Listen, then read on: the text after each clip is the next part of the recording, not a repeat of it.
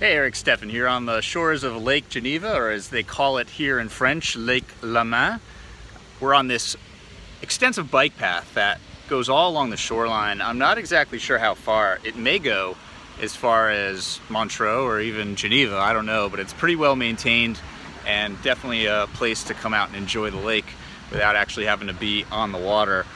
Also wanted to show you the Musée d'Olympique, which is the Olympic Museum.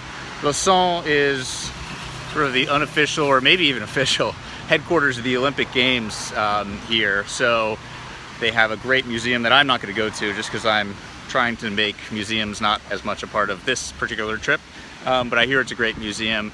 One thing I've also noticed in Europe, and it's not, I think, a surprise to anyone, there's just public toilets everywhere. And coming from New York City, where Starbucks is essentially the public toilet, the default public toilet, it's really a great thing to see. It's a very practical thing. I really don't understand why in the United States that's such a hard thing for us to have functional, clean, plenty public toilets. It seems like a pretty simple thing, and you know, whatever issues we'd run into in the United States, I'm sure are similar to the issues that Europe had to deal with, and they've overcome them. But anyway, almost everywhere you go, there's clean, not scary, not smelly, not broken, not locked public toilets. And for whatever reason, New York City, it's just like that's an impossible nut to crack. You could never have public toilets.